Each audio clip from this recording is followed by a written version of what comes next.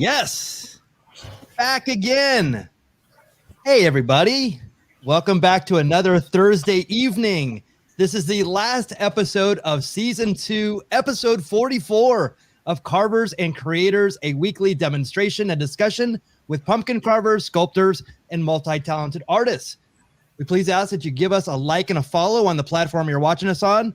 Let us know in the comments where you're watching from and if you have any questions for the carvers and our special guest. Let's meet the carvers. Let's do it. Why not? First, he's an artist and sculptor from Boston, Massachusetts. He's a 2019 champion of Food Network's Outrageous Pumpkins. Paul Dever, welcome. Hey, happy Thursday, everybody. Hello. How's it going? Hello. Good to see you. How are you? Good to be seen. Next, he's a multimedia sculpture artist from Tucson, Arizona, and a finalist on Halloween Wars 2019 on the Food Network, Matt Harper. Yeah. Fellas, good to see you. Hello. Hello, Maddie.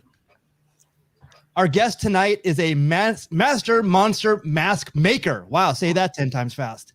He's the only professional expanding foam sculptor in the world. From Fort Worth, Texas, please welcome Jayce Wierzbicki. Yeah. Hey. How's it going, y'all? Welcome. Awesome. Thanks so for having me glad on. that you are here. Howdy. My name is Michael Mondragon. I'll be running the show, moderating comments, and chiming in from time to time. Hi. Let's check out our carves from last week's show. The carving subject was enraged fantasy character. That's cool. And Matt, tell us more about this guy. This was we were carving with our inspiration and our idol, Mr. Gino Acevedo from sunny New Zealand. And I could when the wheel got to fantasy character, I mean, you can kind of go any direction there's so many options, but I thought, this guy actually met and talked to and worked on the nose for Gandalf. So I was like, I'll go wizard with this guy. So I had a really tall one, a squash. And so I was able to carve like a floppy hat out of it. And he's kind of got that like someone just told him his hat is floppy and he's really enraged or something. Never like this. I think he just blew out a bunch of smoke. Yeah. Yeah. Great. Thank you. Did you how did you manage to get the bend on the top? Did you have to glue a piece? No, it was all cut out. I didn't Wow. have to. Luckily, I didn't have to do it. It was just such a tall. I don't know. Let me see if I have one that's like it. It was like this one. He was well engorged. It was just, it was like the face is down here, and I think I carved the bend like way up in the middle of this, so it didn't even have to. Yeah, so it was. Well done. It's something to look towards the future too when we get closer to Halloween. If we pull out like a witch or something too, because now that you got that in your arsenal, that you can do these bent hats. Yes. Yeah, if you had in the perfect shaped pumpkin, yeah, it was. I wish the one thing I think I'd do differently is I would have glued or put like a more of a brim on it to make it look a little bit more Gandalfish, but because he does have a wider kind of brim, and you could have easily put like made it look like it's going out a little further for the illusion. But anyway, I think it looks great. It's got a brim on it. It's dynamite. There's a lot going on there. And that mustache. Super cool. Super cool. Yeah, he's the king of hair. The king. Yeah. I love doing it. I don't know. I just totally dig it when I can make hair. Oh, fuck yeah. And this is Paul's. That's you awesome. guys get better every week. Every week. Yeah. The minute I saw this one, I know you're thinking, but the minute I saw this one, I was like, you said when you were carving it, you're like, I'm going to leave this area for some horns. I was like, holy crap, those look great. They literally look like they're just being, pushed out of his head. It's really well done. Thanks. Yeah, a lot of wrinkles. When he was talking about legend and all that kind of stuff, so this is kind of like if the devil from Legend got killed like Groot did in Guardians of the Galaxy, and then came back as like a little teeny tiny thing. So it's like an infant. Awesome. He hasn't even, and he's enraged about it. Yeah, someone saw him as he's like just in that in that setting. I love it. Yeah, and I also like that the teeth. I mean, they're not. I mean, I'm so impressed when people do awesome teeth, but you actually changed up the teeth. to be kind of like almost kind of like, super like almost like a I would say super Nosferatu. spaces in between them. Yeah, not the conventional teeth that you would Yeah. expect. Yeah, well, I had conventional teeth, kind of the nice, almost veneers, which doesn't make sense for what this was. So I was like, I Oh, just kind of chopped them into points and nice. called it. And I like he has a bulbous head as well. Yes. Yeah. Yes. Very bulbous, like a baby. Like a wee baby demon. Like a wee baby demon. That was my nickname in high school. Well, I work in pixels and vectors, and here is my offering for this week. We were talking about during our pre-show yesterday. We were talking about wrestling, so I made my enraged fantasy character. I go. This would be a perfect opportunity to put a WWF belt on him. That's awesome. Bam Bam in the corner. Yeah, I love how he had Bam Bam Bigelow. Bam Bam Bigelow, who had flames tattooed into his head in the WWF. And if you are familiar with the lower right corner of it, Emergency. Okay, I was going to say, congratulations, you are 50 years old. I was wondering if that was just some random, firefighters that were taking pictures together. Is that a wrestling couple there? It was actually a TV show in the in the 70s, in the early 70s, and it was like 74, and it was about like they had Adam 12, which was about police. This was Emergency, which was about firemen. It just they just had a big thing over here that I didn't get to go to. They had this truck on display, which I wanted to go see. I still want to go see it at some point, but it's actually not too far away from me, and I need to do it. But yeah, that's my offering for this week. So there you go, Enraged Fantasy. Right on. Love it. Love it. Awesome. So, Jayce, I'd like to introduce you to the fourth member of Carvers and Creators responsible for our carving subject tonight. It is the Hollow Wheel, the Center Spinner, and as always, Paul will tell you more about it right now. Center Spinner, I love it. Happy Thursday, everybody. The wheel. So we're going to spin the wheel twice. The first time is going to be the subject, and the second time will be the emotion. We've switched up a couple things this week. So we have Vamp, Voluptuous, Troll, Skull, Outer Space, Guest Choice, Zombie, Cyborg, Villain, and Ghoul. And the emotions, we have to choose from terrified, sad, giddy, elated, grizzled, stoned, euphoric, confused, bored, or horny. We've been waiting a long time for a couple of these to come out. So Tonight's the night, baby. I don't know. I think I've given up all hope on it of ever landing on it. So that means it's going to land on it. Yeah. Landed all hope. Winner, chicken dinner. Cyborg. Ooh. Okay.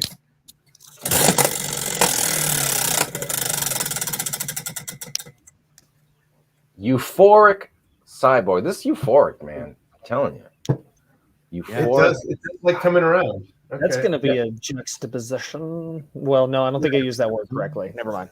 Yeah. All right. All right. Let me put this in. Euphoric Cyborg. It almost sounds like a book title. Yes, Yeah. yes.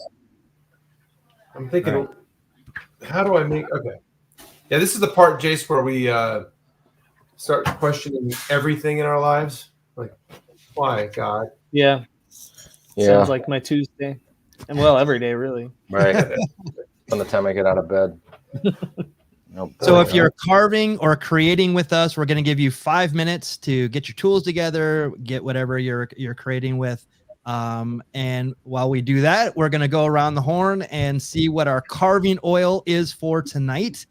I'm going to start with Jayce. What are you drinking tonight? So I just started at a tap house that I usually go to. So I went in today and I got a giant crowler.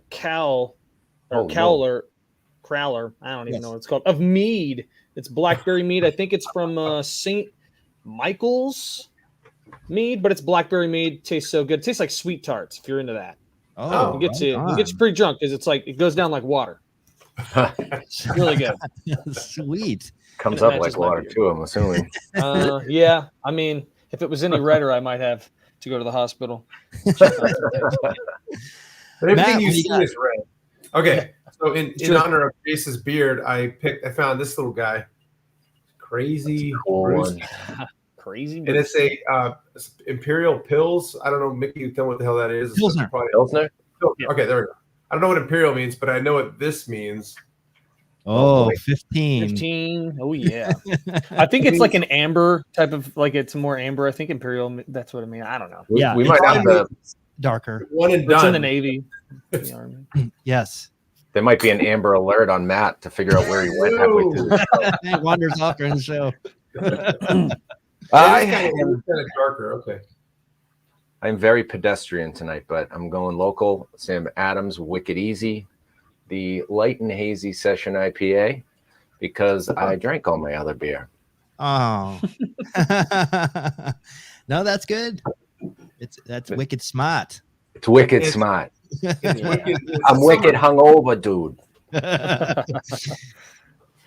Well, my beer is actually 1/3 of what Matt's ABV is. So, but I am happy to say, and this is a cool one. This is from El Segundo Brewing, and there's a band called Pennywise. Yeah, I know Pennywise. If you're familiar with the 1993 album Unknown Road, this Nice. is the beer that they collaborated with them. So Oh, it's I just get it. yeah, Is that old? yeah, Yes, 1993. So if you're a fan of, and actually Pennywise is from Southern California, so there you go. That's cool. Dynamite. And he's also from the movie It, from what I hear. Yes, exactly. Yes. Different guy. They're also a good punk band. There you go. So There cheers, you go. everybody. Okay. Yeah. Cheers to our creations. Thank you Yeah, so much Cheers. for And joining this us is tonight. probably the size of my Cool. head, so just want to let you know that. Jeez, huh? These two, they brought the heat this week with the drinks, with the carving oil. I know. Matt Yeah. got Well, synthetic. Oh, how was that first sip, big dog? It's have you ever had lighter fluid?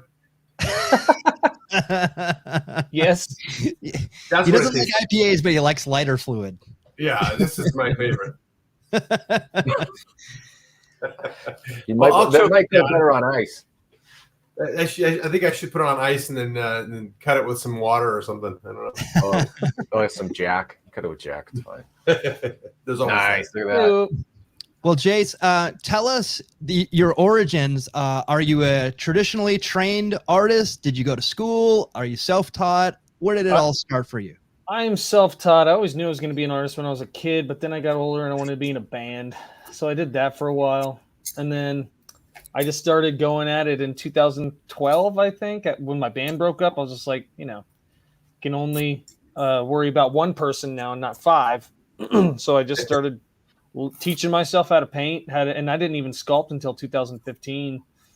So Wow. that's when I started just going at it. And it was really weird because I would only paint skulls, like skull masks, and paint Mhm. things on them, and maybe use leather and stuff for ears and whatnot.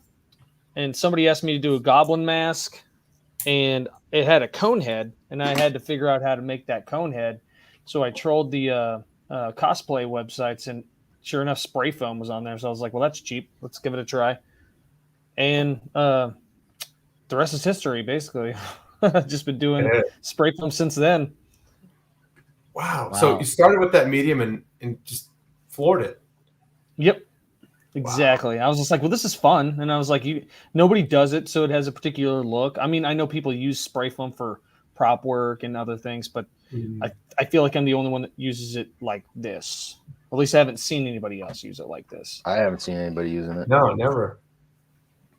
That's why I say I'm the only professional spray foam, and I have gotten people that yell at me for that, but I was just like, whatever. If I'm pissing you off, I'm doing something right. Right.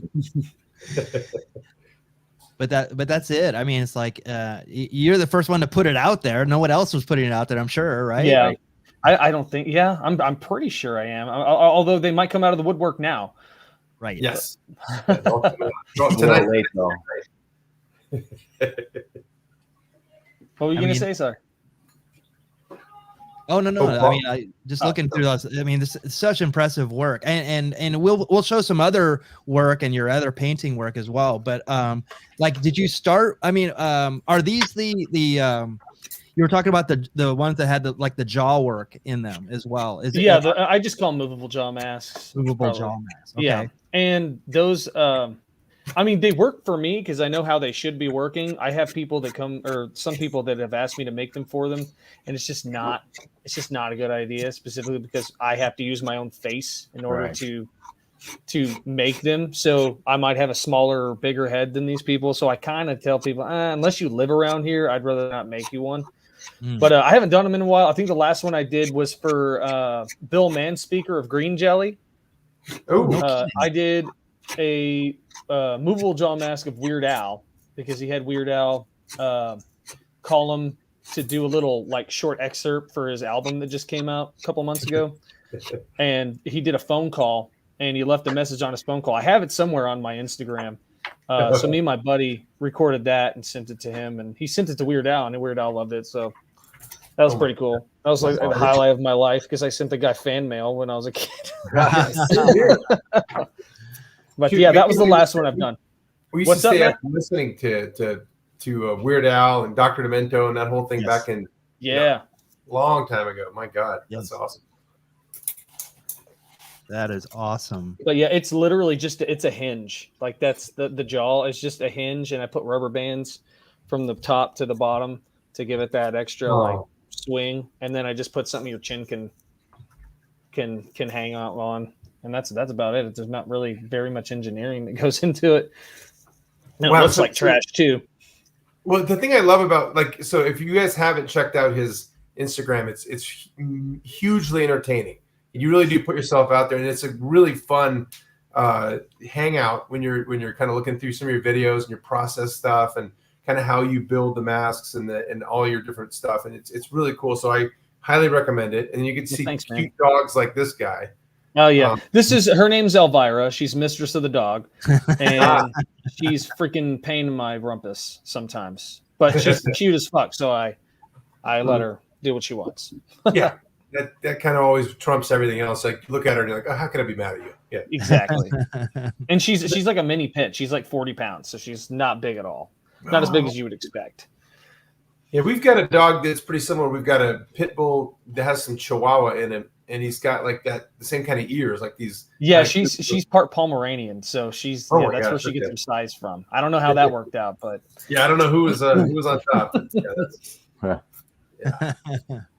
Yeah, no. I want to ask you a couple questions about the process, because I know there's like process videos that you put out there a lot on like how you start. Like I've seen some of the ones where you have like the bubbles or the plastic bubbles kind of already ready, and then you arrange it, and then you're putting in the foam in layers, I assume, and then and then it's painted after that. Do you have do you ever sketch it out first, or is it kind of like I'm just gonna create this mask and go with it? You know, sometimes I do that. Like if I think something's going to be extra challenging, I might try to map it out a little bit. But most of the time I just have an idea in my head and I just go full throttle and just kind of work out all the kinks as I'm going. And, they usually pan out the way I want them to. Sometimes, that's what's good about spray foam is you can literally just cut it off and then just lay more spray foam on top of it, rework it and get it the way you want, and it looks the same. So it doesn't look like you did anything, you didn't have to like rip anything off or restart at all. Yeah, you wouldn't be able to tell where it stopped and started. So when it comes to like the actual spray foam itself, the times I've ever used it for like a construction project, like sealing a window thing or whatever, the control part I imagine is something that takes a whole lot of practice, because to get the precise amount, knowing it's going to expand, is that a pretty tough? Well, so I use two different. So Great Stuff is one of the companies. I think they're from some type of chemical company. I can't remember, but Great Stuff, you can get that anywhere, I think. Yeah. And they have 3-inch expanding foam, and then they have 1-inch expanding foam. So know that if you use the 1-inch expanding foam, it's not going to get as big. So I use that literally for more or less the smaller areas that I don't want to expand a whole lot. And then the bigger stuff I use, like to sculpt out the head and the areas around the head, just because it takes up more space. So you're not using a whole lot. And I've gotten it down to where most of the time I don't waste anything out of the can. Like I can make a mask probably out of one can if I use it correctly. Wow. That's amazing. Crazy. Okay. Yeah, so And the trick is, honed if you, what's up? I'm just saying you honed your craft. Yeah, and you know a lot of people are just like, well, how do you get it on your? How do you not get it on your hands? And it's the dumbest answer and the easiest thing to do. Dip your freaking fingers in water. That's it. You're still going to get it on your hands regardless, but it'll save you some time and effort if you just dip your fingers in it first. Wow. Okay. So I always have like a bowl. I'm just like, and then I'll do my thing. And I literally only have one or two tools that I use to sculpt with, which I'm not allowed to talk about. Okay. All right. Oh. It's probably the same thing that some other people might use, but I've been using the same one since I started. It's literally the same tool since I've started, and the same. Let's say it has a blade on it. Okay. Okay. Like a machete. Like a machete would. Yeah, like a giant. Yes. Or giant lawnmower. Yeah. It's a lawnmower blade. Yeah. I reckon to kill you with it. Yeah. Yeah. That's. But yeah, and then so what's cool about this one that you put up here, the lion, I didn't start doing fur type work until I'm gonna say 2018, because I just thought, man, I really like to do more animalistic type stuff, and they have fur. And what's cool about just fake fur is that you can find it in almost any color. Oh yeah. And if you don't want to show a seam. And I use hot glue for all this stuff. It's not, I don't go and buy expensive like spray on anything. Right. It's hot glue, and it sticks pretty well to spray foam. I mean, it's ridiculous. But if you don't want a seam on there, a little trick of the trade is that glue it down until you get the lip, and then hot glue over the front of that lip a little more than you should, and then crush the hair on top of it. Because then that hair is going to look like it's actually growing out of the spray foam. Oh, okay. And just layer work. I usually go in after a while, and I have a shop vac, and I'll just shop vac the shit out of it, just trying to get designs and stuff out of the hair. Oh, that's so cool. Nice. Yeah. So if I'm picturing, what is this also a mask, or is this? Just Yes. So what you don't see is that there's a giant hole in the mouth. So you can look out of the mouth. Usually, whenever I'm trying to do something like this, I'll cut a hole in the mouth just so you're not like trying to see. I mean, I do make some masks like let me show you this one. This Vecna mask. Yeah, it's my latest one. I love it. It is what's crazy is that I Dremel holes into the eyeballs right here. So you can see out of it. It's not the best, but you can see. Oh, that's cool. Hey, don't flip me off. See, no, okay. But yeah, and then this one. So this one I use a lot of. If y'all are wondering, I use this one for all my show stuff. Oh yeah. And this one, you can easily talk out of and see out of. Yeah. Because I'd have to run around a lot, so I had to make it just like an actual mask. Yeah. And I'm assuming those are very lightweight, right? Because it's just spray foam. Oh yeah, a lot of people think they're ceramic because after I'm done painting them, which I coat them with, I undercoat them with flat black spray paint, and after that I'll paint them. I'll paint them with a lot of acrylics, just all acrylic. And then I buy this super gloss spray fix that I just spray every time I need to. And a good thing, like if you see right here, I do like I guess I like to call it a wash. Yeah. And after I spray fix with the gloss, I can easily go in after it's dry, and if I want to paint another color just to get the look, a little bit more, I just rub my finger on it, and then it stays where I need it to go, and then the rest of it, if I get it, down here, something like that, I can just rub it off. Okay. So is it just all acrylic paints? Yep. Okay. I mean, I used to try to airbrush, and then I just started getting super annoyed with it because it would always gunk up, and I'd have to, wash it every time. I'm just like, you know what? I'll just paint these with acrylics. Yeah, that's funny. And it gives it a certain look as well. Yeah. We had a discussion last week with Gino about airbrushes and airbrushing and compressors.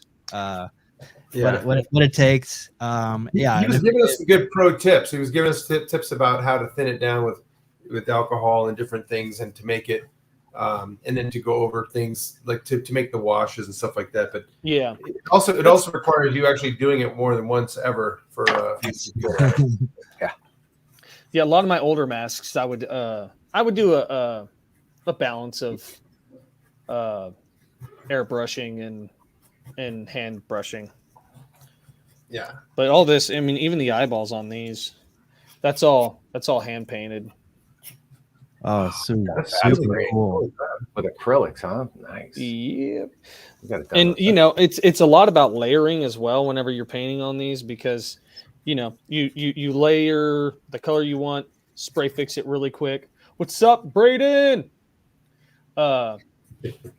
Sorry, now people are saying hi. And that was my buddy. He's actually a really good sculptor. So I would check out his work. Braden O'Higgins.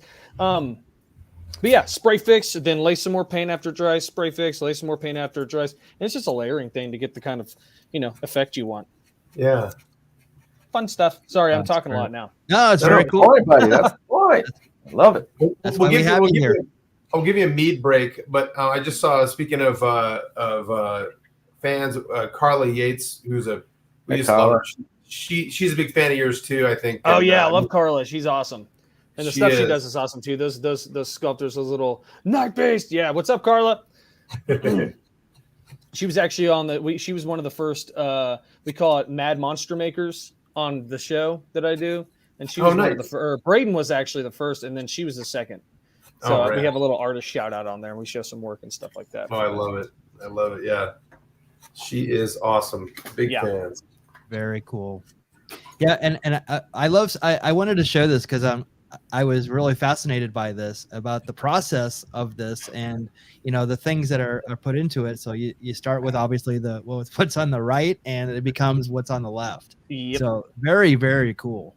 Yeah, and actually, the spray foam that I used on this case specifically is not great stuff. Spray foam. I think it's G&E. I think General Electric came out with a spray foam that only Walmart sells now because they don't sell great stuff anymore. So and what's crazy is that different spray foams for different companies have different textures. It's really weird. Oh, sure. Like this one is more of a leathery, oldish looking, I would say. And then the great stuff is it still has lots of texture to it, but it's not as textured as this, I would say. Okay. Yeah, it's super cool. I got a lot of flack for this on TikTok. Everybody's like, "Why did you destroy something so beautiful?" I was like, I'm going to destroy 9 more because that's how many I got in my other room. Yeah, they're enhanced. They're not destroyed. They're made better. Yeah, I told some people that. Just like, it has so much personality. I was like, it smelled like piss. And it's like, that adds to the personality. I was like, no, I gave it more personality. Anyway. Yeah, we had a guest named Steve Casino who would take. Oh, I love Steve's stuff. Yeah. So he would take old Nintendo games and basically make, art out of it, and people lose their minds. Oh, I know. They're just like, you just destroyed something that was worth like 50,000. I was just like, oh, calm down, guys. I was like, you can find something at, a thrift store comparable to what he's destroying for like $25. That's fine. Exactly. Right. You're overpaying it. $25. Yeah. You're right. And the best part of that is his rebuttals are equally dynamite. Yeah. I whenever he posts the ones that have all the screenshots of their comments, I'm like, oh, here we go. And I sit down and I'm like, one at a time. Let me just pick that one up. They're the best. I love when he destroys them. He's just like, oh, you didn't like that? Okay, I'm going to take a hammer to this one. Yeah. He goes at it. He flushes down the toilet, runs it over, saws it, cuts it in half. It's like, why did you destroy the chip, you bastard? Yeah. People get so mad at him too. It's hilarious. That's the best part when they get mad. That's how you know you made it. Well, Matt and Paul will be able to tell you this, that one of the things that they get a lot is how do you preserve what you're doing? And their answer is actually pretty interesting about it. But there's a lot of people they can't enjoy it for what it is. They want to preserve it forever, and it's kind of like a missed point. And the whole thing is like you didn't enjoy it for any. You got mad about the art or whatever. It's like it's a very interesting visceral reaction to all this. Yeah. So either you're doing something right, or I think you're doing something right if people are having that much of a visceral reaction. Oh yeah. I mean, you can't make, in the world of the internet where everybody can connect to you, you can't make everybody happy. That's for sure. No. I learned that the hard way because I didn't have a TikTok for a long time, and then actually Braden was just pushing me constantly to like get a TikTok. He's just like, Instagram's dying out. Just get on TikTok. You can go viral there really easily. And it wasn't until I got on TikTok and had that suitcase kind of went viral a little bit. I don't know what viral really means. It's got a lot of views on it though, but there were so many people that were just going at me for destroying that case, like I was saying. And I was just like, dude, nobody's done this to me on Instagram. I was just like, TikTok, they're a bunch of, dick talks, I guess. I don't know. Yeah, right. What else to do it all day? I mean, come on, they got nothing else to do. It's a bunch of teenagers in high school. That's what it is. No, there's no accountability. You can say whatever you want without somebody smacking you in the teeth. Exactly. Was that I think Tyson said that. He's everybody's got a game plan. Yeah, everybody's got a game plan until you get punched in the face. Yeah. Right. Exactly. Recently, yeah. Repercussions for sure. But you also do this other work that's really super cool. And obviously, close to people's heart because they can resonate with this because they love, the Freddy Krueger movies. So tell us more about this type of work. So I actually just started doing these, and obviously, once I like to do something, I can't stop. Like I just keep going. So I think I've already made like 20 or so different small toy figures. Like I did the little Ninja Turtle. That's a turd. And you can see, his little, he's got little corn in him. And I posted this on TikTok. Somebody's like, Michelangelo doesn't have a staff. I said, shut oh my up. God. I was like, dude, it's a turd. It's a turd, and you're worried about a staff? Anyway. That's what you should have said. I actually made a sculpture of you. It's a little turd. I did do another. I said monster, and then I sold it because after pretty quickly after I said it was Amber Monster. So it's true. But let me get back to your question. Sorry. So Scott, I think his last name's Cherry. Scott Cherry. I don't know if you follow him, but he does bootleg toys. Lots of bootleg toys, and he did a show with someone in Kentucky, and it was about KFC Colonel. So he sent everybody a blister, a bubble, and or a blister and a backing and one of his figures, and he said, do what you want with it. And that was the first time I've ever done anything like that. And I was just like, I do spray foam. So how am I going to incorporate the spray foam into this? Because you can't really spray foam something that small. So I was just like, I could really do something cool with the card backing. So I made it look all like creepy and like satanic and stuff like that. And then I made the Colonel look like a little Colonel demon. And it was I called him Extra Crispy Colonel, because he's from hell. And I don't know. I still think it's at the shop. I don't think he sold it yet. That was like the only one that didn't sell, probably because people don't know what the fuck they're looking at when they look at it. But yeah, after that, I just went crazy with these, and I love them because somebody else said miniatures sell, and I love making money, so I was just like, what else can I make out of these? So I just always like challenging myself with stuff like that. But this one, it's EVA foam. The little glove is EVA foam. It's real leather. I just painted it up a little bit. Tin foil tape and popsicle sticks. Really? That's so great. Wow. No, I think the thing I love about it too is it's certainly recognizable, but it's such in your style. Like if you look at your stuff and it has that kind of like Rat Fink meets meets some horror movie. It's just anyway. It's like it's kind of got your stylized versions of everything, which is just fun as hell. And I derive a lot of my inspiration from like 80s and 90s special effects stuff and monsters from them because they always look like they were just covered in KY jelly.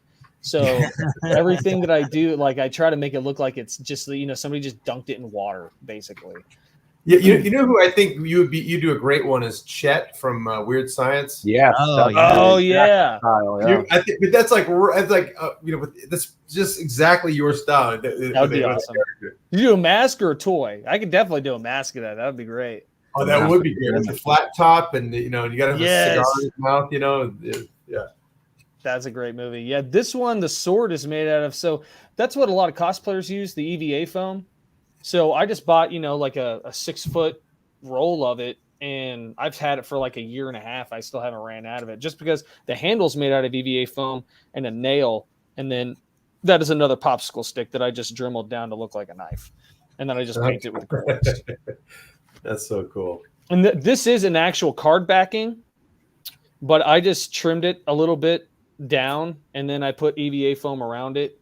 And of course, stuff like this, you have to do like a little pattern out of cardboard beforehand, just so I can make sure that it looks like the mask. Yeah.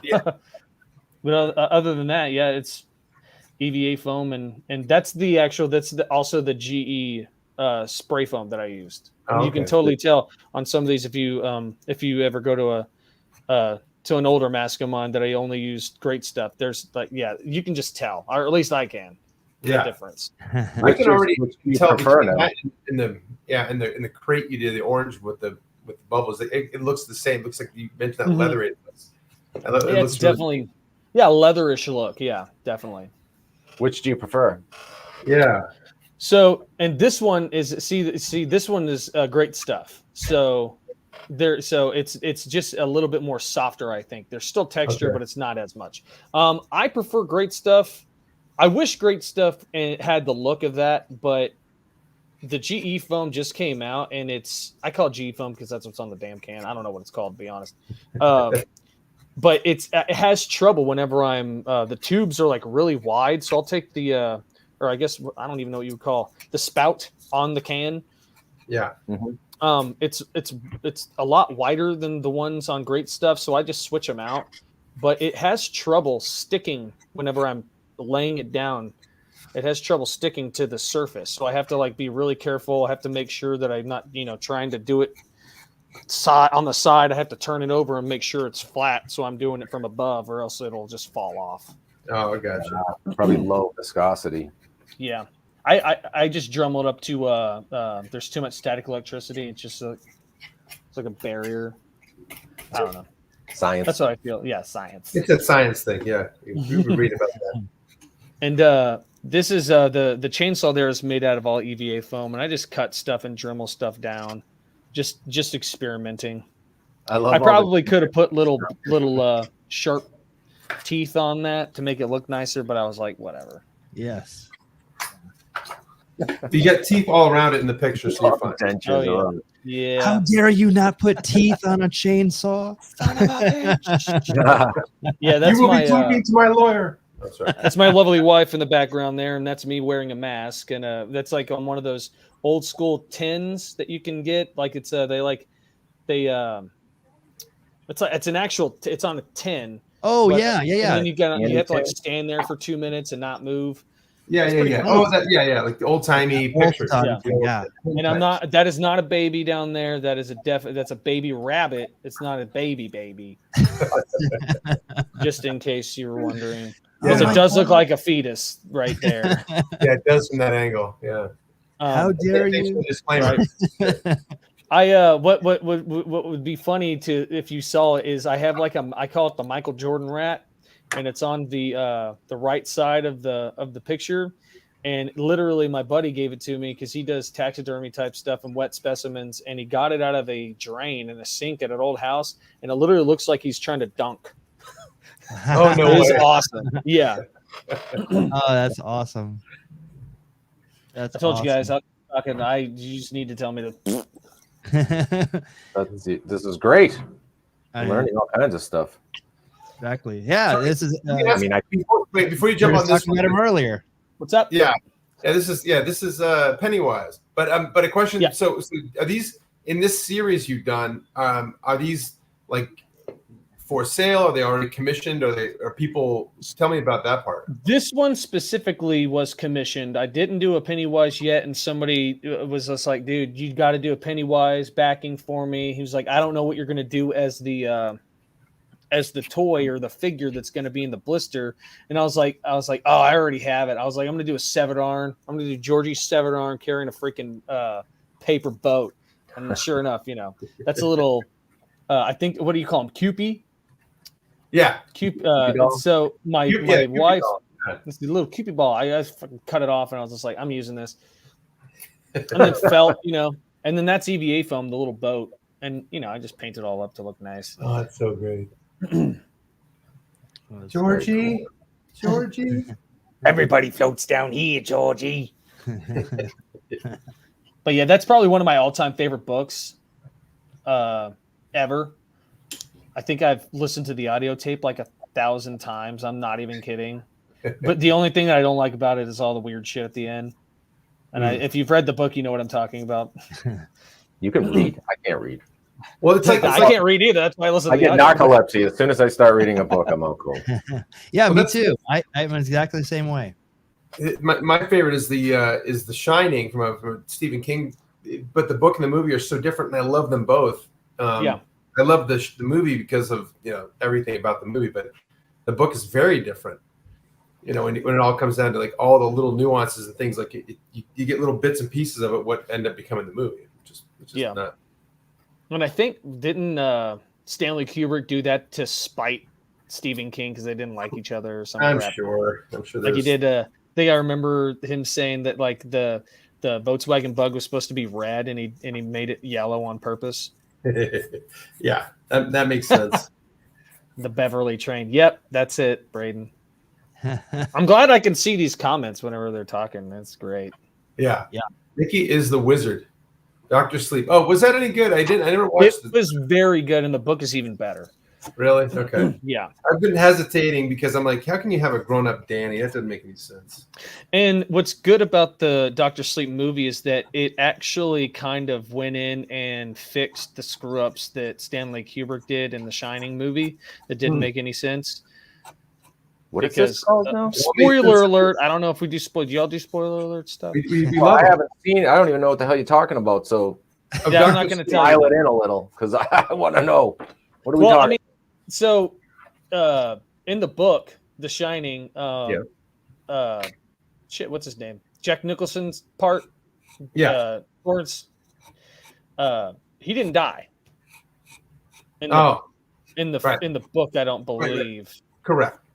And or at least no, in the way in which he died is different in the book. Let's just say that. Okay. And he goes in Dr. Sleep in the movie at least, and they fix all that. What is Dr. Sleep? That's what I'm. Oh, Dr. Sleep is the second book to The Shining, and it's about Danny Torrance afterwards. Oh, but they didn't make a movie of it yet. No, they did. Oh, they did. Yeah. And you guys are really taking the long way to get me to watch this freaking thing. I got that Danny's from my not here, mom. Mrs. I didn't get a caboose from my mom, but I definitely got my way around words. She never gets straight to the freaking point. Circling the wagons here. I'm like, no, go back. It's in the movie. So Paul's like, got his remote. yes, I dude, I'll watch it tonight. Definitely did. It's good. And who's the Danny? It's Ewan McGregor. Ewan or whatever. So this is McGregor. like- Ewan McGregor. Like Yeah. Train Spotting, Ewan McGregor, or like Obi-Wan. Oh, actually, he's got an American accent. But you know what? I'm not gonna lie. Train Spotting, he's probably pretty spot on at the beginning of the movie. He's the Train Spotting guy at the beginning of the movie. He's got some addiction. Oh, Yeah. me like it. But I would too if I saw dead people all the time. I know. What are you gonna do? Yeah, let's not take drugs if that's all you see. Is just Right. the worst in life. Yeah. Oh, the hotel burns down in the Shining book, but not in the movie. Yeah. Interesting. And the reason why it burnt down. is not in the movie as well. Right, Indian burial ground and all that fun stuff. Oh And, man, well, I didn't know that. Well, it's just a joke. Come on, man. Everything's an Indian burial ground around here. Right, the poltergeist. I can't go outside without pissing on some bones or something like that. Did you ever watch Brady Bunch? You don't move the tiki idol when you're in play. It upsets stuff. But again, your work is outstanding, and it's so elaborate and very imaginative. Yeah, and I drum that up to just the movies, because I think I was a latchkey kid basically, and even though I was born in '87, so I'm still a latchkey kid, I think. But I was raised by TV. I was raised by movies. Absolutely. I would go to the video store every day, swap them out. My mom didn't care what I watched. She was just like, just as long as you don't, tell anybody. And I told everybody. But Nightbreed was a huge one for me. Just all these, movies with great special effects, great practical effects, and it literally just chiseled my imagination growing up. And for a while I didn't know what I wanted to do, but it wasn't until 2012 I was just like, you know what, it's time to bring the inner child back out and start doing stuff that makes me happy, really. Yeah. So that's what I started doing, making turds and burning nerds. Because you reference some of the movies like the stuff we all grew up on as well, and I think we've been blessed to have some amazing practical effects, literal like legends in the game grace our show and hang out with us for a little bit, and I think at the core of it, Paul, Mickey, and I are huge like practical effects geeks. I mean, you can do amazing things with CGI and everything anymore, and it's always getting better. But the practical stuff, like this was the 40th anniversary of The Thing, I think, coming out this week or something like that. And that, to me, to this day, like American Werewolf in London and stuff, just stands out. And like, how is that practical? And like, my kids will watch it and be like, "That is just like staggering." That dog coming apart and all those little things, and the blood and the head turning upside down, turning this, but it's all real. It happened. It's like, it's just wild. None of that special. Especially when they show you how they did something, and you're just still like, "What? Yeah, how?" Yeah. Like the whole like what you said, American Werewolf in London, whenever his arms were growing. Yeah. And I'm just like, are you kidding? And his fingers, and it was just all retractable type stuff. I'm just like, oh my God. I was like, that is mind boggling. Just like, anything that any of these practical effects artists do. That's why it's so expensive now. Yeah.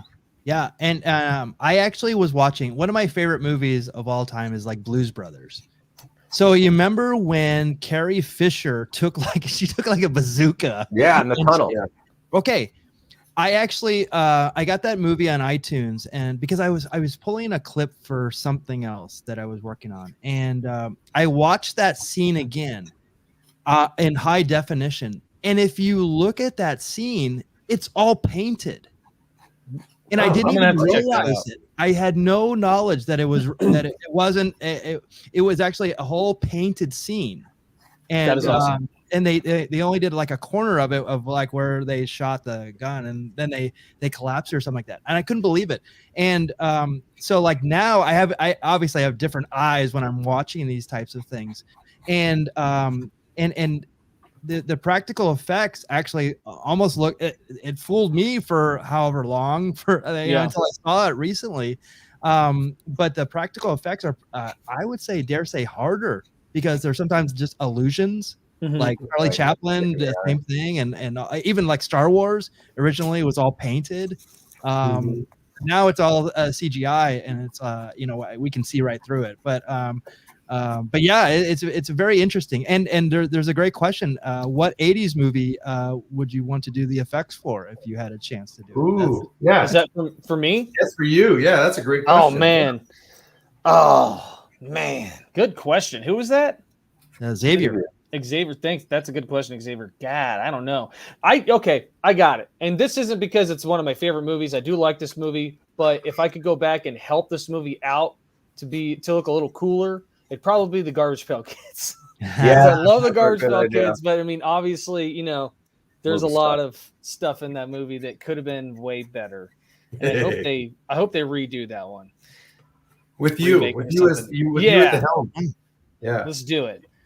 That'd be But awesome. Isn't the campiness part of the fun? Like Toxic Oh, Avenger, totally. it doesn't need to be polished. I mean, I don't know. That's a good I point. think I'd probably put more Garbage Pail Kidness in it. I guess because there's, I mean, this other than the characters that are in the movie, it's all about the little kid and being a fashionista, I guess. And I would probably make it more about the Garbage Pail Kids and not the side story of the weirdness between a 10-year-old and a 18-year-old woman. I don't know. So you're going after more script than you are the actual. Oh, okay, fine. Yeah, I told you it was a hard question. I don't know. Man, I don't know. Maybe I just go back and make my own. Ooh, start from scratch. Oh yeah. There you Now you're go. talking.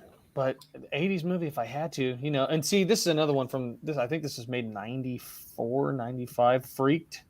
Have y'all ever seen the movie Freaked? Yeah. Oh, With, dude, it's so good. Kid It's from got- Bill and Ted. Yeah, it's Alex Winter. Oh yeah. That's right. Okay. And actually, Keanu Reeves is in this movie as Is he? the dog boy.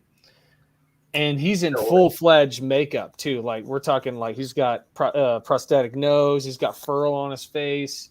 And you can totally tell it's him, but he has an Italian accent, which is hilarious for Keanu Reeves. Because that's Keanu Reeves, you know. He's just like, oh, I am the dog boy. He's like, vaya con Dios. Vaya con Dios. You can't get out. We've tried that already. Bippity boppity.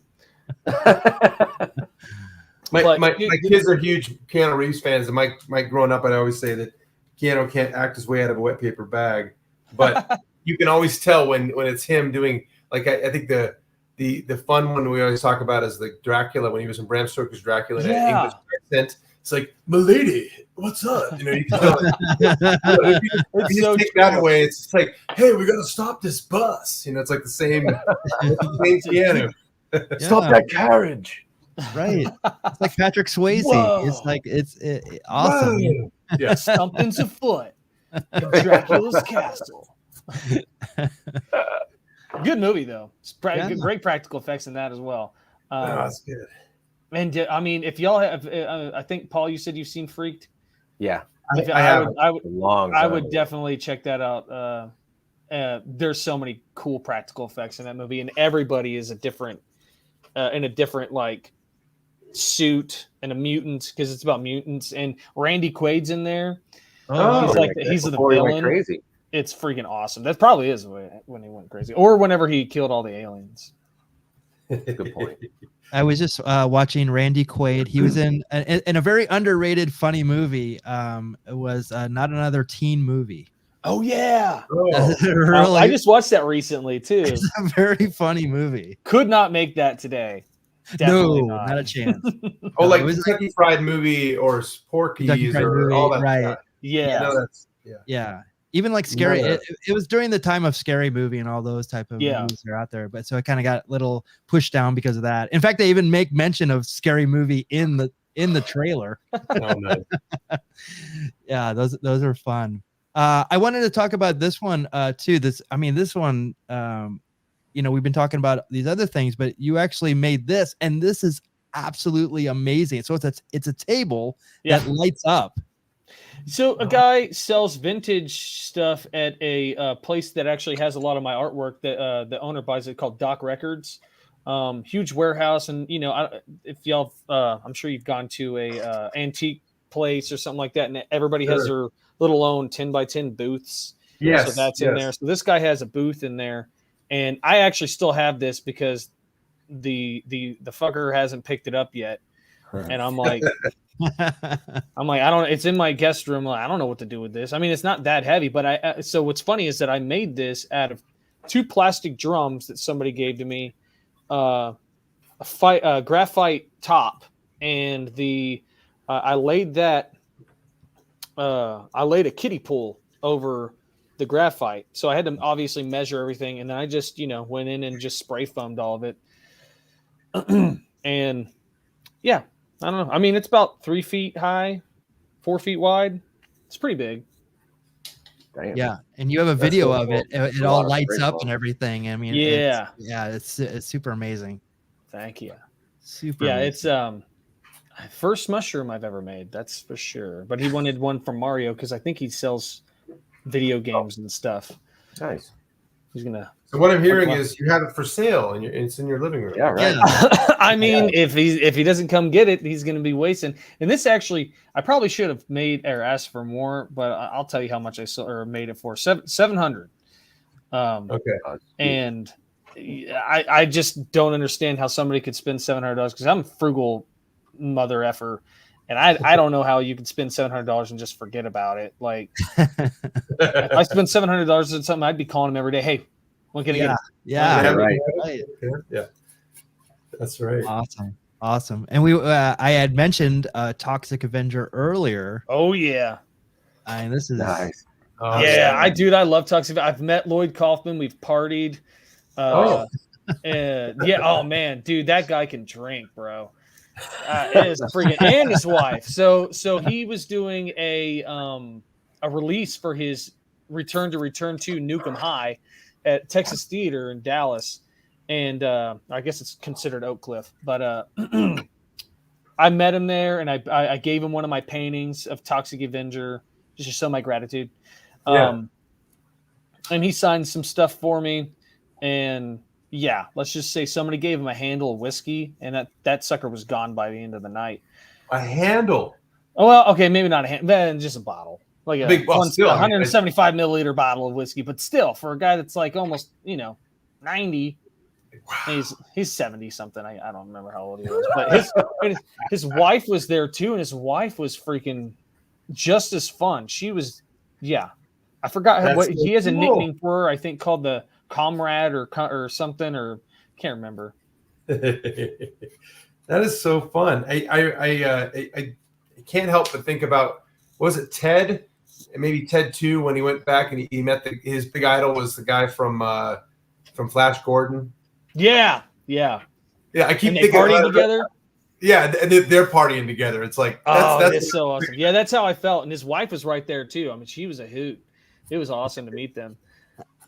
I'm hoping that this all happened at Trauma Manor.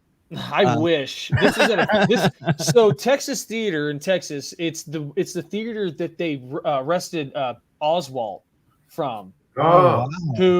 Who allegedly shot JFK. Yeah, as legend. No, I don't know. He probably did. I don't know. but yeah, now it's like more or less a indie film theater, and they have 2 theaters up there. I've actually had a premiere for my show there a couple months ago.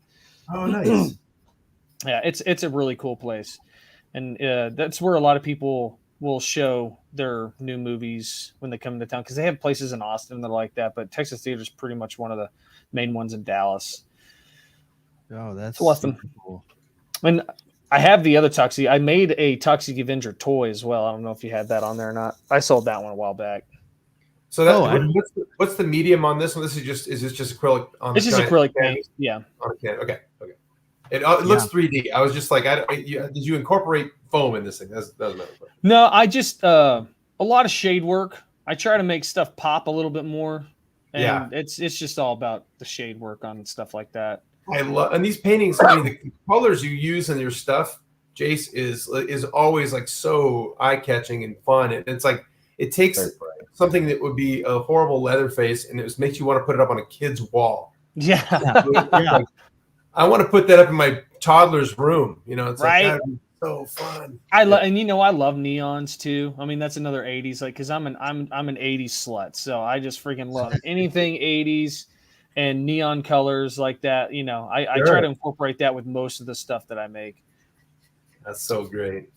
Yeah, I mean, like all the stuff is definitely curated from the 80s and 90s. Yes, you definitely tell your influences for sure. Yeah, and even this, I started doing just what I call madball mashups. Yeah. So I just, I'll find something, I'll just madball them together. I mean, it's, because the old madballs, do I have a couple? Oh yeah, here's one.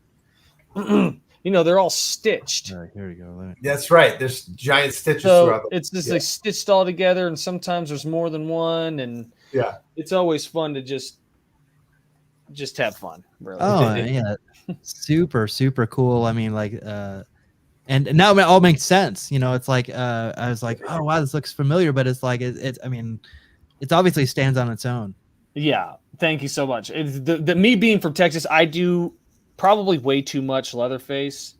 I just do Leatherface stuff all the time. It's in your backyard. You know, what are you going to do? You know? Yeah. I probably have, let's see, 1, 2, 3, 4. I have 4 Leatherface paintings that I have yet to sell in here right now. Wow. Okay. And probably about, I don't know, 4 more out of this room. It's ridiculous. So parents out there, if you're hearing this, you know, watching this broadcast, and you have a toddler, and you're looking for decoration ideas for the yes, give Jayce a call. Hey, I mean, you know, scare them when they're young, so they're not scared when they're older, I guess. There you go. Exactly. And speaking of the Leatherface, here's the combo. Yeah. Oh yeah. So my family has a super creepy, like, but awesome ranch in middle of Texas. So anytime I had a chance to go out there, I paint Leatherfaces, and I'll take pictures out there with them because it just adds to the ambiance. Oh. Right, that's where they're running away from, right there. You know, I mean, you can almost say it's on the set. Yeah, yeah. You know what? The new Leatherface movie wasn't even filmed in Texas; it was filmed in Bulgaria, and I'm very upset about that. Oh, that's not right. I was like, how can you say the Texas Chainsaw Massacre when it's in Bulgaria? It's not. You'll have to talk to Todd.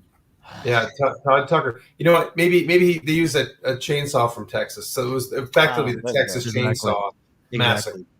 I mean, let's get technical. Why I gotta? Yeah, and there's plenty. You know how many dead freaking cities there are in Podunkville, Texas, that they could have used? Hundreds, if not thousands. Yeah. Well, I think it's also a throwback to the spaghetti westerns that were the westerns that were filmed in Italy. I did not know that. Okay. There you go. Yeah, a lot of those were. Yeah. Still doesn't make any sense. Thanks. How dare they? Ciao.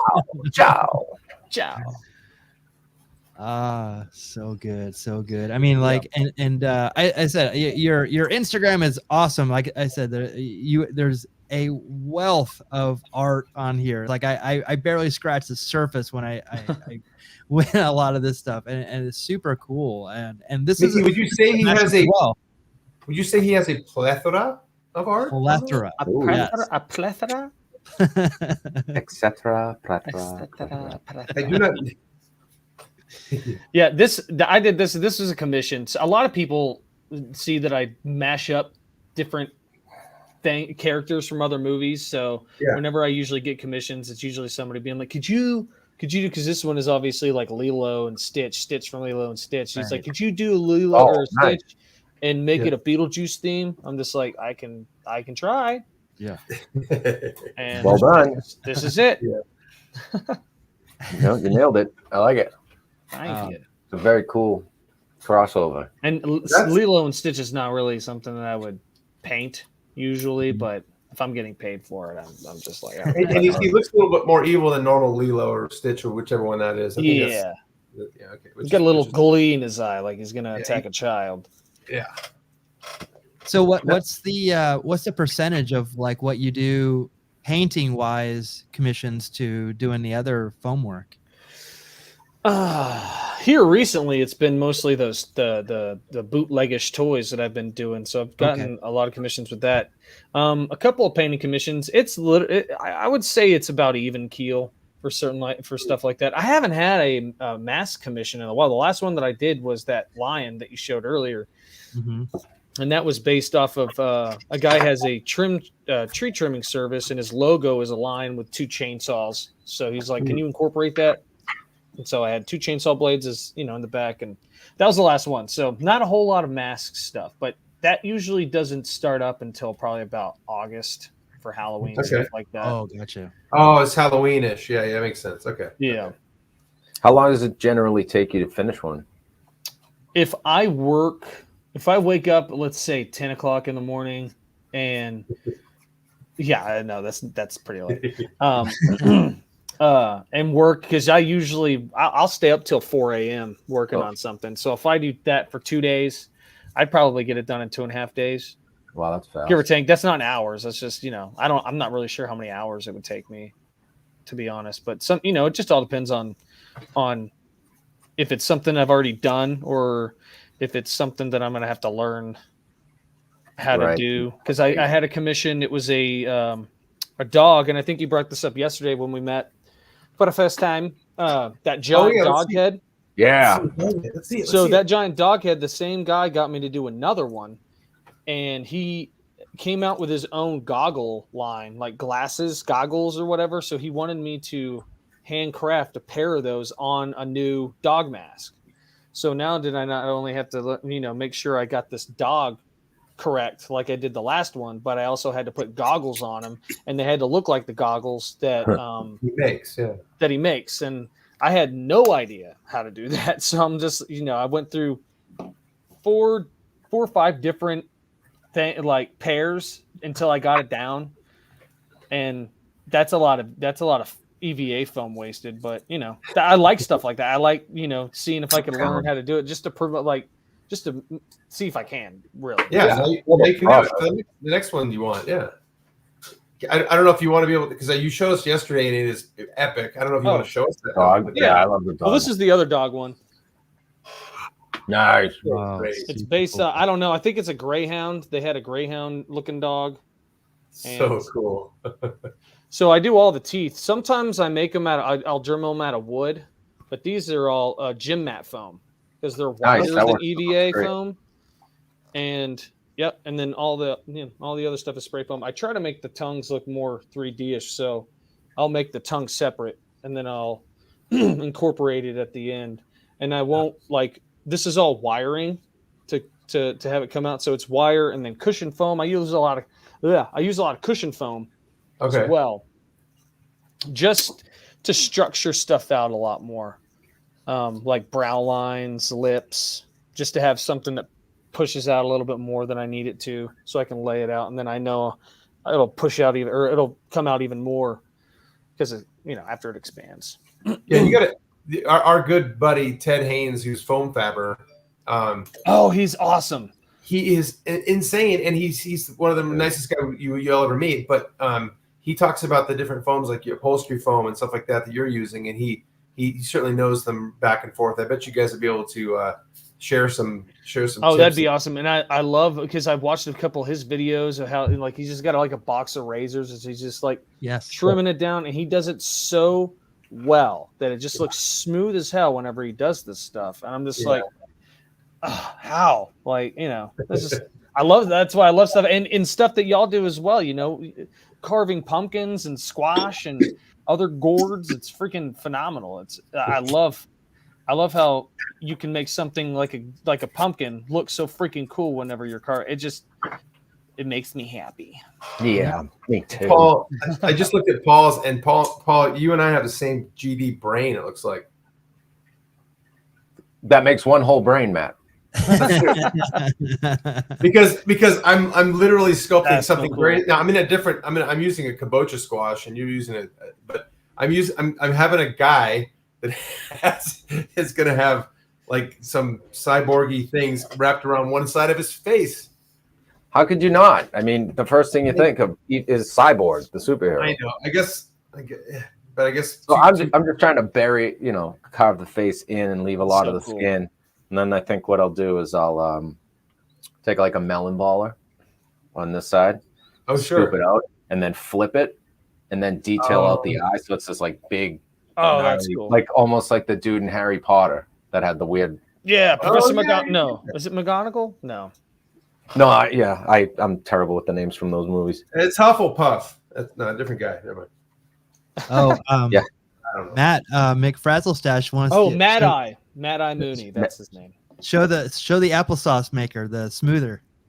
Oh, my applesauce maker. I don't know. Is it this one? No. It's the little tin thing to smooth it out. Oh, flat scraper. That's right. Yeah, that so thing's it's just wild. A flat piece of tin. Yeah, this thing is great. So it's becoming different shapes and sizes. I have ones that are serrated on one side. And this is what they use in pottery for turning wheels and cleaning the side as it goes around. or they'll rake it down to make some kind of designs.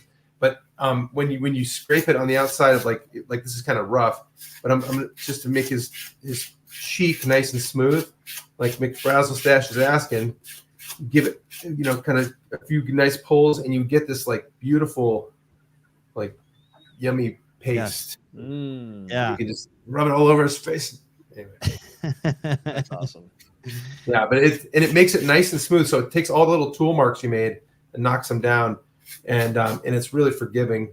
I mean, it's like using a sandpaper almost. Yeah, if you're familiar with sushi, it's like sea urchin, uni. Exactly.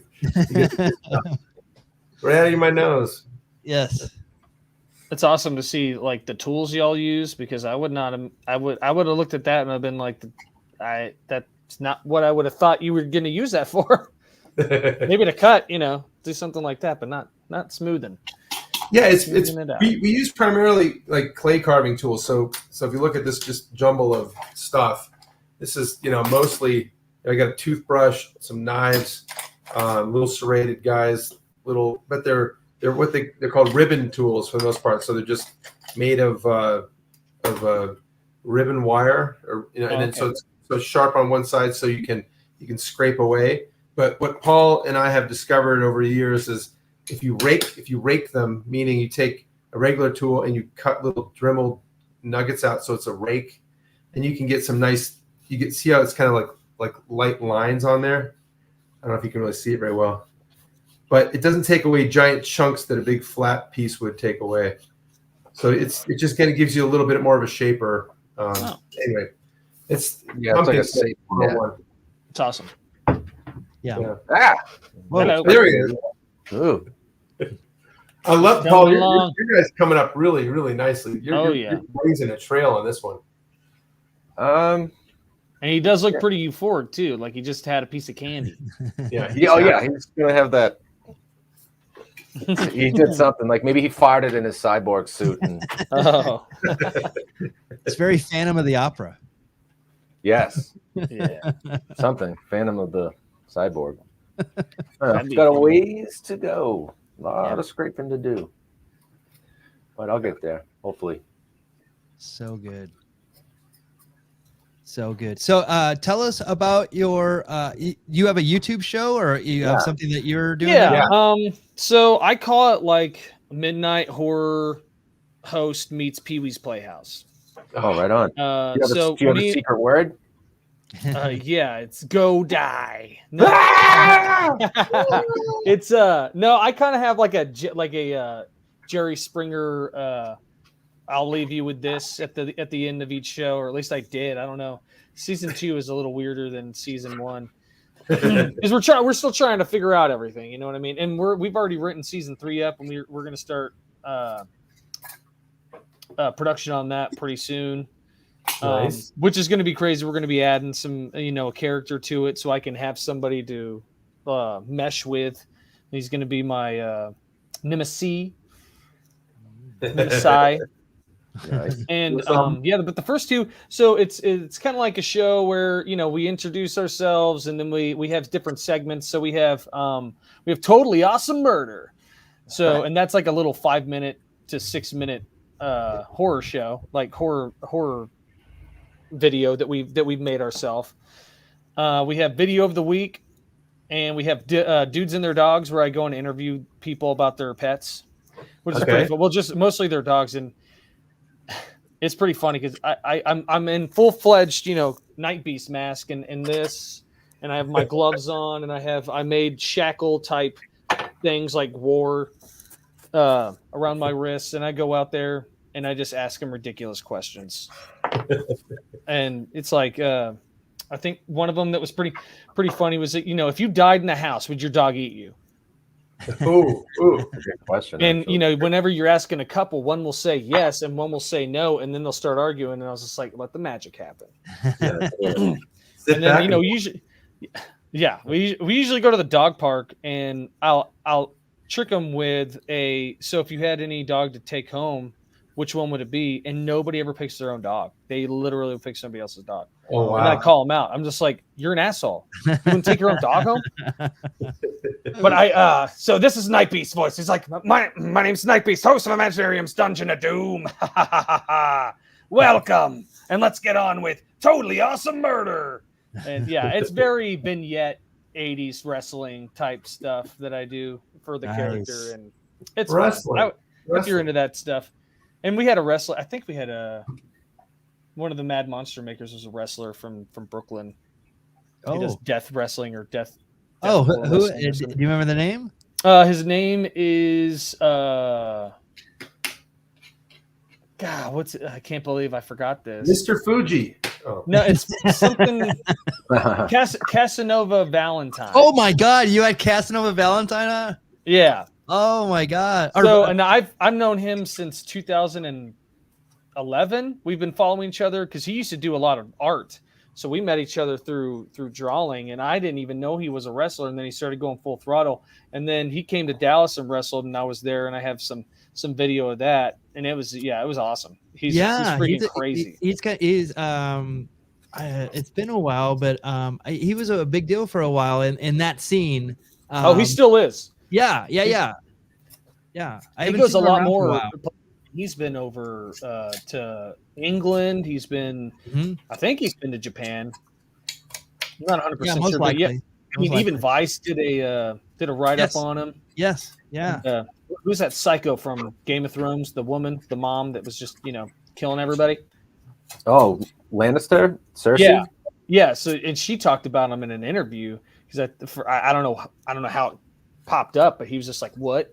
I didn't even know you knew about any type of wrestling, let alone So it's pretty awesome."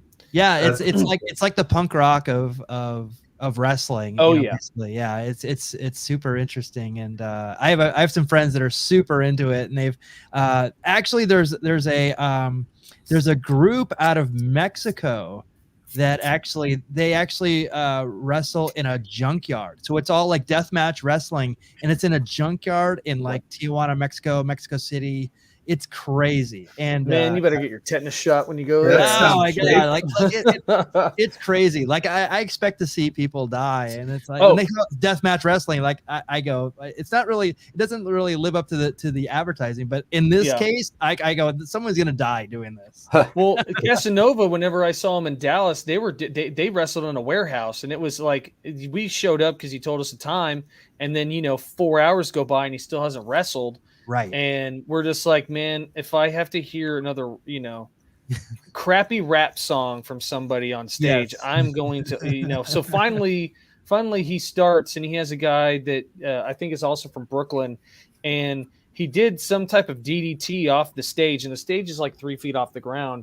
And the dude landed on the side of his head, and he was split open, literally bleeding everywhere from like, it was nuts, and he had no hair whatsoever, so that thing just cracked on the ground. Yes, and sure enough, they finished the match. Yeah, he got thrown through a burning table, and they were breaking bulbs everywhere and stabbing each other with forks, and I'm just like, holy shit! I was like, this is worth 4 hour wait. Yeah, Casanova Valentine is actually a big player in that world, and there's another guy named Schlack. He's huge. But the only Matt and Paul, the only way I can describe Schlack is he's human, but if you saw him, you wouldn't think that he's human. He's the living embodiment of like the whole Gwar band. Yes, Gwar, exactly. 100%. Without any kind of like prosthetic, masks on or anything. He just looks like he looks like Odorous Urungus, like he looks just like literally. He just eats meat sandwiches. Real people meat sandwiches. Yes. Yeah, it's crazy. What a crazy scene. That's so funny that you're connected to him. It's freaking awesome. And man, I have a T-shirt. I bought a T-shirt and I wear it like a lot actually. And it's him crucified with barbed wire, and he's bleeding everywhere. And every time I wear it, everybody asks if it's me. I was just like, okay, because I'm white and have a beard, and so is he. I guess we all look alike now. It's like, you have that wrestling look to you, and obviously you're a character. I'm 6'2", so I think I'm taller than he is when I met him. So, Right. Yeah, you know, if I try to take a bump, though, I'm dead. I would not be able to take a bump to save my life. So speaking of wrestling, we talked briefly about it yesterday about the Von Erichs, and I think you have a fun story about one of them, maybe, or you had some. I never got to meet them personally. Okay. But my dad and my uncle used to bodybuild back in the late 80s, early 90s, and my dad didn't do it professional, but my uncle did. So he would always go and work out with them at Gold's Gym in Arlington, I think. And he is still friends with Kevin Von Erich. And it's so funny because they'll do little vignettes to each other. And the last one that I saw, my uncle was like in whitey tidies, and he was just like, "You're gonna get yours, boy. You just wait." You're like Sean, what's his name? Not Sean Hayes, but Michael Hayes. Michael Hayes. And he's just like, what is it? Backstreets, like Bad Street, Atlanta, Bad GA. Streets, Atlanta, GA. Yeah, and they'll just mess with each other. And he showed me all the videos back and forth, and it's so funny because Kevin is in his like Hawaiian house hut type thing. There's flowers everywhere, and my uncle's in a bathroom with white ties, just like throwing him the bones. Like it's ridiculous. That's awesome. But yeah, that's my one step away from knowing the Von Erichs. Tragic family, to be honest. He's the last one alive out of. Yep.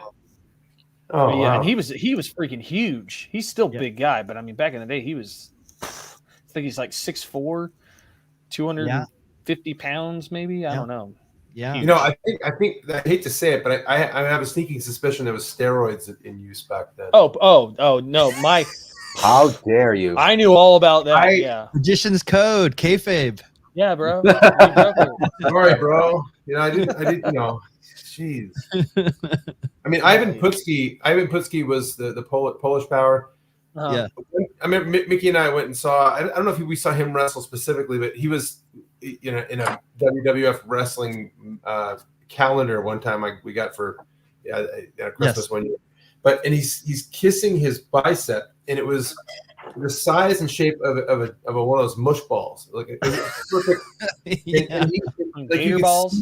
You could see the veins in his forehead, like you could see the steroids in the veins. I think. Yes. Yeah. Yeah. He was like 5'5", but he was like 280. Yeah. Yeah. No, my mom would tell me some stories about my dad, and he was blown up for sure on some stuff. Well, that's what it was back then. I mean, everyone before they knew it was like really bad for you, I guess. Yeah. And then add on top of that, what they would do to their bodies every single week, along with the drinking and the drugs and the steroids. It's like, and then hey, not to mention the wrestling. Yeah. Yeah.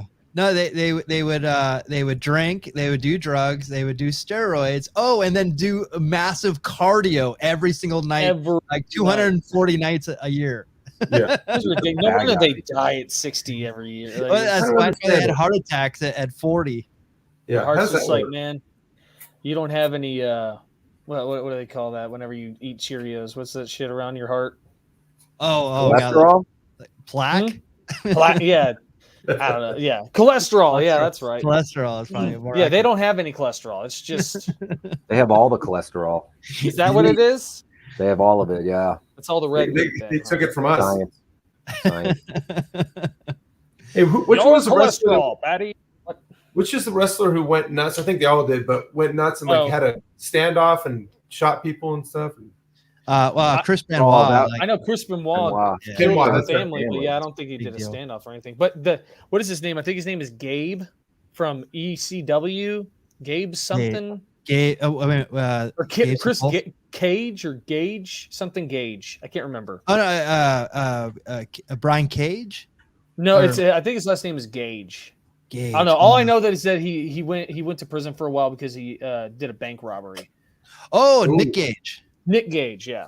Well, he's in a he's in a deathmatch wrestling, and he's he's MDK. He has a gang, a literal gang of fans and stuff. He's the one that almost killed David Arquette but you can't kill David Arquette. So That's right. Well, actually, they did it. They did a thing on Vice. No, well, they did a thing on Vice on him, but they also did a thing on Dark Side of the Ring. Yeah. And they did it on Nick Gage, and it's the only one that I couldn't watch all the way through because it was literally it was like a horror movie, but like real. Like Yeah. he almost died from one of his matches, and it was in the Yes. middle of nowhere, and there was no way of getting him out, and there were so many people there, I think, that they couldn't even get through the EMTs. So wow. he I think he sliced an artery in his arm or something. Yes. He almost bled out. It's crazy. It's crazy, and this is a form of form of art that they do. you can thank Japan for that. Yeah, I want to say it started in Japan, right? It did. The IWA and there was other ones there. Terry Funk and Mick Foley match is freaking nuts. How about this? I saw Cactus Jack right after that big death match. I saw him wrestle in Las Vegas, and he came and his arm was all bandaged up from that big death match with Terry Funk. And, that's awesome. It was like literally like the weekend after. So speaking of weekend after, somebody died. Like 96. Yeah. So somebody died. Who died? Who died? Well, no, I was thinking there was somebody you got to see before. Yeah. So my dad used to work for Dr. Pepper back in the day, and this I'll just give you background story. I'm going to be like my mom now, which she has to put a story with every freaking thing. So my dad worked and he always got backstage passes because he had to be on call to fix the fountains and stuff that are in there. So he, anytime wrestling came through, he would bring me or my brother. And this so happened to be one of the pay-per-views, I think, in Dallas. I think it was a In Your House special or something like that. I can't remember. But my favorite wrestler at the time was Stone Cold Steve Austin. And I was, 9 years old, maybe 10. I was so freaking scared to meet him. My dad's like, okay, I'll get I'll get you an autograph for him. So while he was doing that, I ran into Owen Hart that was there. And I didn't really say much. Because I was nervous as hell. I couldn't go up to any of those guys. But what was cool about it was that I was watching him, and he was sitting behind kind of one of the curtains. He was watching the matches go on, and I just still have the image in my head. You can just kind of see half his face with the light, flickering on, and then a week after that, that was the last time he was alive. I guess the week after that he fell, and died. Yeah, 99, right. In the ring, yeah, that's right. Yeah, it's probably because I was staring at him so long. I have a death stare. I was going to say there was probably residual. I also learned tonight that you can't kill David Arquette. Now I guess there goes my summer plans. Well, I think he came out with a documentary about his wrestling. It's a documentary, yeah, you can't kill David Arquette. Who knew? I love that movie, Ready to Rumble. So I freaking love that movie. Oh, that's right.